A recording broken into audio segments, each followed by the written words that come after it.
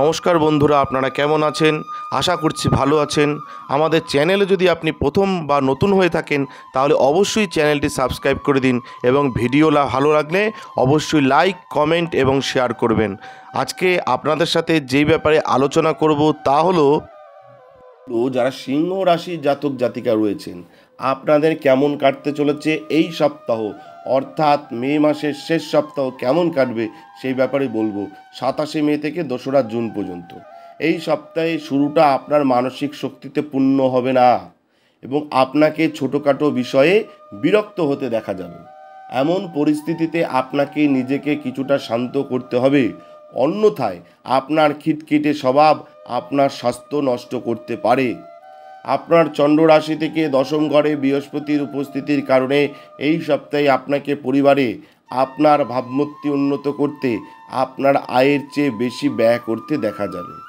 এর ফলে আপনি সদস্যদের মধ্যে আপনার ভাবমূর্তি উন্নত করতে সফল হবেন, তবে পরিকল্পনা ছাড়া অর্থ ব্যয় ভবিষ্যতে আপনার জীবনে আর্থিক সংকট তৈরি করতে পারে।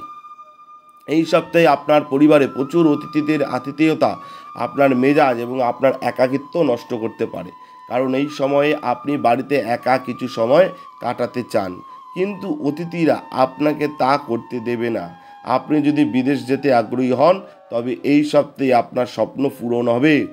চন্দ্র রাশি থেকে শনি সপ্তম ঘরে থাকার কারণে আপনার কাজের সাথে সম্পর্কিত বিদেশ ভ্রমণে যাওয়ার সম্ভাবনা কিন্তু রয়েছে, এটা মাথায় রাখতে হবে যারা সিংহ রাশি জাতক জাতিকা। এটি নিশ্চিত করবে যে আপনি ভালো মুনাফা অর্জনের সাথে সাথে আপনার কর্মজীবনেও এগিয়ে যাবেন। অতএব বিনা দ্বিধায় এই দিকে চেষ্টা চালিয়ে যান। যারা উচ্চশিক্ষার জন্য প্রস্তুতি নিচ্ছেন তাদের জন্য এই সপ্তাহটি ভালো যাবে। বিশেষ করে এই সপ্তাহের শুরুতেই আপনাকে কঠোর পরিশ্রম করতে হবে, কিন্তু এরপরে আপনি কম পরিশ্রম করেও বেশি নম্বর পেতে সক্ষম হবেন যারা সিংহ রাশির জাতক জাতিকা রয়েছেন। তাহলে আপনাদের বললাম এই সপ্তাহে কিন্তু আপনাকে ভালো করে বুঝে সুঝে চলতে হবে, মানসিক শক্তির প্রকট থাকবে না, খিটখিটে স্বভাব আপনার স্বাস্থ্য নষ্ট করতে পারে, এগুলো মাথায় রাখবেন।